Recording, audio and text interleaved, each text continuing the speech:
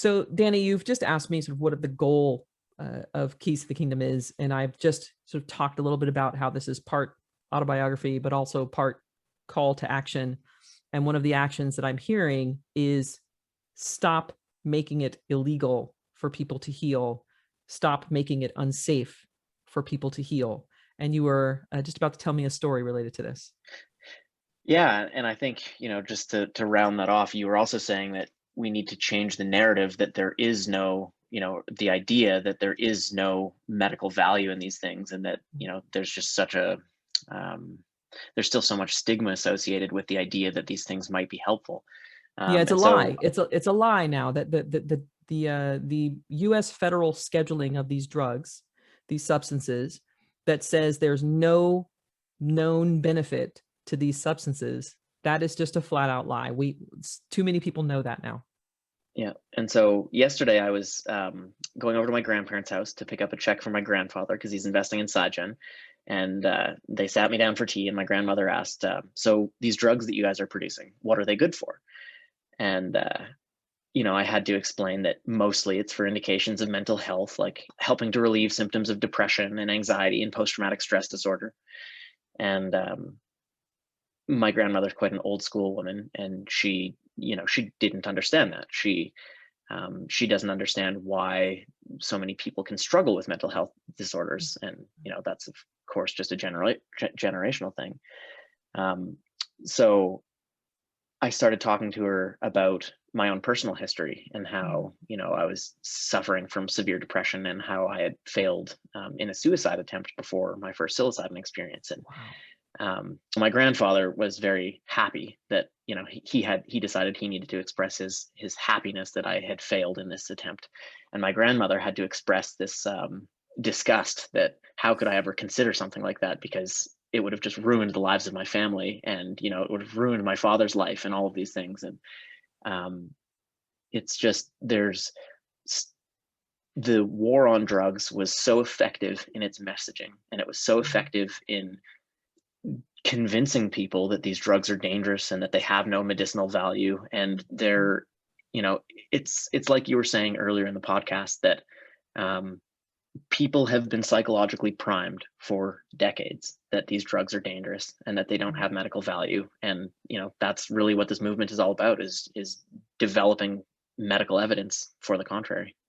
And I think also people are primed too. And I think your grandmother is an expression of that. And I have people in my family who are also an expression of that, where we do not talk about mental health issues. There are people in my family with decades of undiagnosed and unmanaged PTSD, depression, addiction, etc. We just don't talk about it.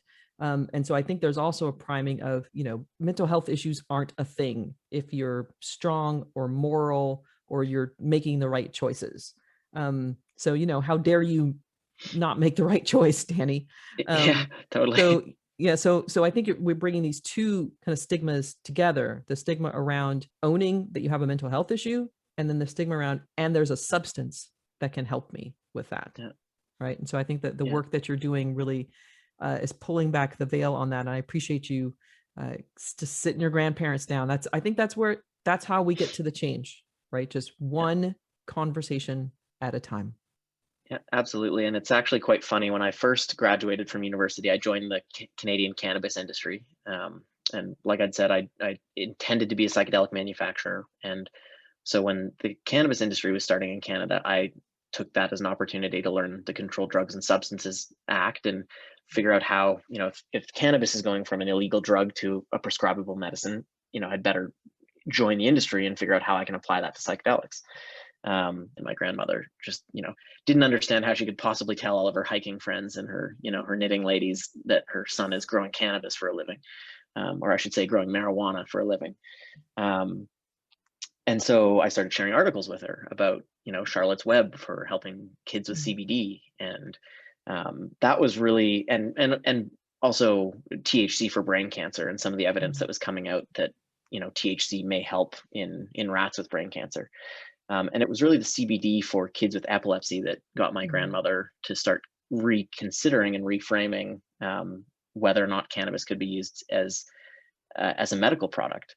And I have to say, it's a testament to her. At 80 years old, she she was on a trip across Canada. She stopped in BC at one of the illegal dispensaries and picked up this cannabis salve, and Mhm. immediately the pain in her knee from her hiking group went away. And I should say Mm. she's a pretty amazing lady. She is the leader of this hiking group, and her old ladies go out every Thursday and they hike, tens of kilometers, and Go it's quite grandma. inspiring.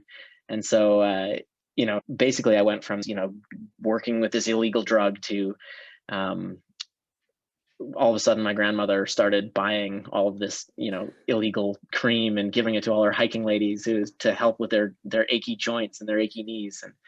And yeah, it's amazing that people can change when they're presented with the right evidence. Yeah. And that's what I'm so excited about in psychedelics, is that the focus right now is on research, and it's not on um, recreation. And Mm. while I think that recreation is a perfectly valid intention and we should move in that direction, and we should allow people to use these experiences just for the ecstatic, um, I think it's really important that we're going through the medical pathway first.